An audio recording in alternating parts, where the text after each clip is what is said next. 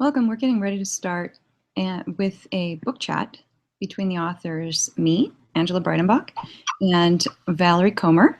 And as her camera is coming on air, we're waiting for Danny Schnight-Hill, who is the owner of Promises Cottage Bookstore in Malta, Montana. And her book club has asked Valerie and I to do a book chat with them using Google Hangouts. And the beauty between doing this is that Valerie is in Canada and I'm in Montana, and Danny, I'm in Missoula, Montana, and Danny and her store and her book club are over in Malta, Montana. So what we're going to do is chat between all the parties and have fun with each other, and then hopefully as you're joining into this chat, you'll be able to have a lot of fun with us as well. Hey, Valerie. Hello there. Right now we are live. We're live on the air with Google, and we're streaming over to YouTube. But I have just sent the links out to Danny and her group, so hopefully they're going to be joining us as well. And we'll see if we can figure this one-time, first-time thing out. I just think we need to go ahead and fill with a little bit of interesting content while we're waiting for people to join us, because it is being recorded. So one of the things we can try to do is see if, while I'm on air here, do you want to see if the link that I sent you, do you want to email it over to Danny just to make sure she saw the invitation?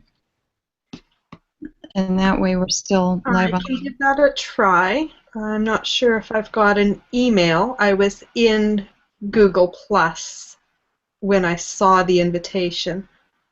Yeah, and that's what I'm hoping, with this being such a new type of thing for book clubs. I don't see an email invitation. All right, then I'll tell you what. You keep visiting with folks, and I will get hold of Danny.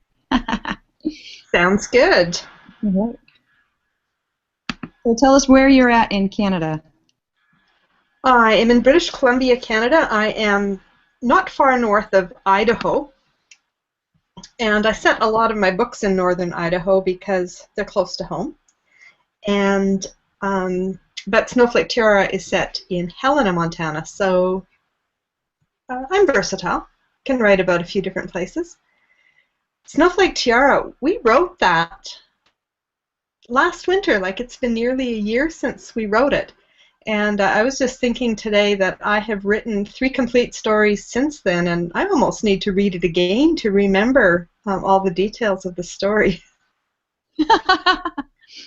I've had a similar, experience with books I've written in the past, and this one, because it's been so much fun with it being current right now, and since I'm in Montana, there are things that I just remember very vibrantly, and then there's other things that I think, oh, I better go refresh myself on that little history tidbit or something like that. But I don't know, what was your favorite part of writing the book?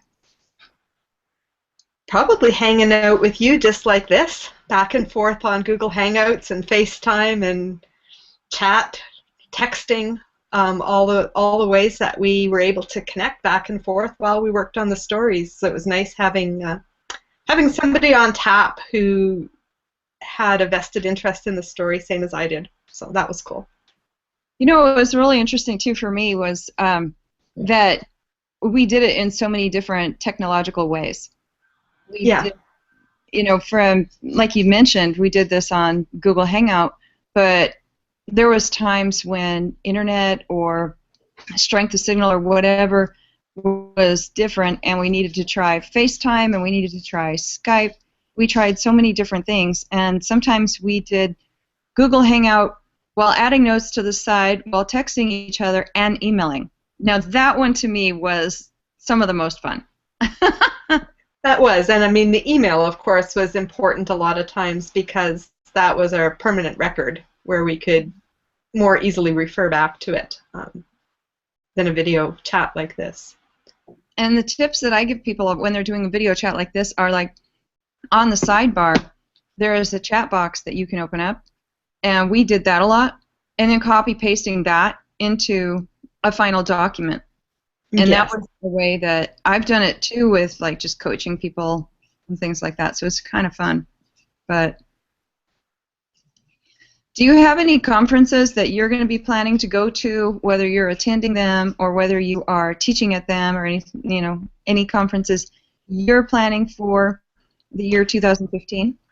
Really the only thing, and I haven't even given it a whole lot of thought, would be Inland Northwest in Spokane Valley, whenever it is in March, usually about the middle of March.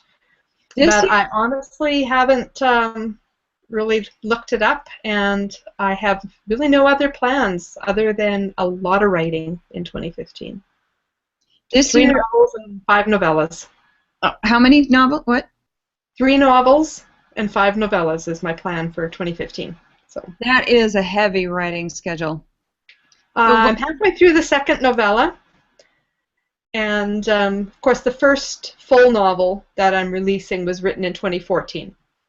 So it's written, but I am hoping to write one at the end of the year that will be released in 2016. So I do know Inland Northwest is going to be the weekend of March 21st, 2015. it sounds about right. Yeah, I talked with the director for that conference just 2 days ago. Her name's Jan Klein, for people out there who are coming in with us live. And she has got the conference planned to a T. It's just going to be a wonderful conference. She usually is very good at planning them, yes. Take it away. Danny's calling, so I'm going to help her do some techie setup. Okay? Sure. Stuff like Tiara, a terrific book that Angie and I had a lot of fun writing. It's two novellas, but they're each like half the length of a novel, so they're quite a bit longer than your average novella. And hers is historical, written in the era of 1889 in Helena, Montana, just as Montana becomes a state, and Helena itself was celebrating its 25th anniversary that particular year. And then mine takes place in 2014, same city, but a lot had changed. One of the fun things that we had was trying to figure out what buildings and so forth had been around in 1889 that are still standing. And there was a few, but a lot of the really cool historical buildings have been torn down, or there was an earthquake once that weakened many of them. And then later on, and then many of the buildings that are now considered historical buildings in Helena were erected maybe 10, 20 years after Angie's story took place. So that was pretty interesting. Hello there, Danny. Am I seeing you?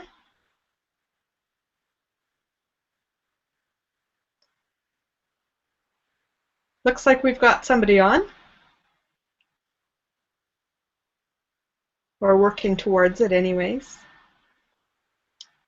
So because Angela was Mrs. Montana 2009, and I have never been Mrs. Montana any year or any other pageant winner or participant or really much watching until we started working on these stories together, I depended a lot on her for the various bits of research and so forth to make sure that my story was realistic. But we had a lot of fun with it, and were able to come up with scenarios that really made sense, that both of us were passionate about, and so that was a lot of fun as well.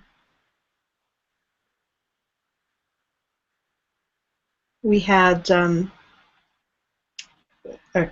we found many things in common as we worked through the stories, and because I would write and send it to her to critique, and she would write and send me hers, and then we worked back and forth a number of times, it enabled us both to weave into our stories things that would kind of balance out, offset the other person's stories. So it helped us a great deal to make a more cohesive whole, because we were working together in that way. So, okay, we're going to stop here, and we're going to retry. So this will upload to YouTube, And I think this will be some really fun, great information. And we're going to open up another video, and we're going to try one more time. So thank you, everyone, for joining us, and we'll see you shortly. And bye.